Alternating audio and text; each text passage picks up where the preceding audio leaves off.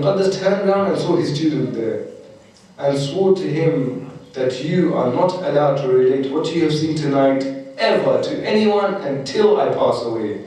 And therefore this came to light only after the passing away of Muqaddas Adawali. Number two, not only from him, let's read the memoirs of Ayatollah Khoi when he was in Hawza. Ayatollah Khoi and one of his friends, they were there. His friends, some of these Hawza students were such that they used to make jokes with the khadim of the Hawza, who used to arrange everyone's shoes and bring tea and bring water for everyone. This was his job. He used to work in the Hawza. They always used to mock him and things like this. Once, this person, they noticed, one of the students who was going to the washroom in the night noticed that his room light is on and he's conversing with someone. But he didn't know who. And he heard inside, he put his ear against and he heard that this khadim of the Hawza, not an alim, not even a Hawza student, this khadim of the Hawza is speaking to Imam. One, he couldn't just go and enter the room without permission. Two, he was desperate to go to the toilet. So he rushed. He went to the toilet, he came back, he saw the light is off now and there's no sound. He knocked on the door as hard as he could. This khadim came out and said, yes, what do you want? He said, you were conversing with Imam just now, I heard you. This person said, do not relate this to anyone. The person said, okay. He said, but this was your Imam. The next day you find this person who was mocking this khadim of the Hawza, making fun of him this way, that way, started to behave in a different way, now with full respect, because he knows this is one of the people who is in touch with the Imam. But the khadim came to him, didn't I tell you not to behave to me in a different way? Don't let this out. The person couldn't help it. He couldn't continue to mock this person after he knew his status. A few days later, they found his khadim had left the Hawza. No one knows where he went. No one knows what job he took or what happened to him. He left this place. So we have amongst us people who are in touch with the Imam. But the Imam, when he says people won't be able to see me after Ghayb al-Kubra has started, people won't have general access to him in the way that they had access to the other Imams. It seems we have to draw this session to a close, inshallah. And we will have time again, inshallah, tomorrow. Inshallah. When we draw this session to a close, let us constantly remind ourselves that the Ahlul Bayt at this time are still in much hardship. For those who have been martyred, their trial has ended. For those women folk and young children, and Imam Zayn al-Abidin, who is still alive, their suffering is ongoing, if not getting worse.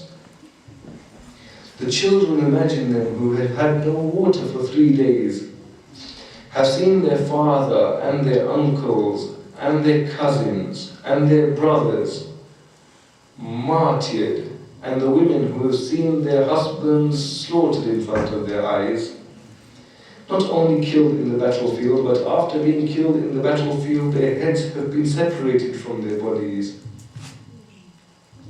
Throughout all the battles of Islam, Rasulullah nor his rightful successor Ali alayhi salam had any actions like this, that they would do this to their enemy. No one did this.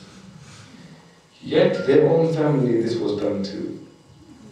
After this state, after they had been martyred and after the children had seen all this, the enemy folk decided to keep them alive, so they brought them water. How can these children drink water now at this point? لما جاءوا بالماء كان الأطفال يعرضون عن الماء. When water was brought to them, the children would turn away from the water. ويقولون كيف نشرب وقد قتل ابن رسول الله عطشانا. How can we drink when the son of the Messenger of Allah was slaughtered whilst he was thirsty? This ended. The travesty of this day was still to come. Umar ibn Sa'ad, la'natullah alayhi, asked the people,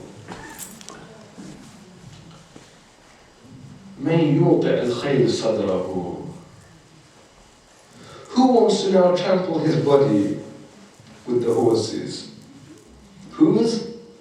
The son of the Messenger of Allah, the one that had slaughtered thirsty and hungry, who now wants to trample his body with the horses.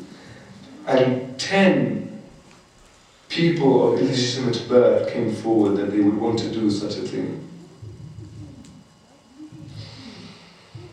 فَأَوْضَعُوا الْخَيْلَ ظَهْرَهُ وَصَدْرَهُ. So the horses came and trampled all over his back and all over his chest. My Imam, on the sand of Karbala like this. The horses came and trampled his back and trampled his chest. What do they say about this? After Ubaydullah ibn Ziyad asked them about this incident, what do they say? They narrated this incident, وَوَجَدُوا فِي ظَهْرِهِ آثَارًا سَوْدَاءَ. When they were trampling his back, they saw black marks on his back. فَسَأَلُوا عَنْهَا. They started asking about these marks on the back of the Imam. How did these get here? What are these backs? What are these black marks on his back? فَقِيلَ كَانَ يُنْقِذُ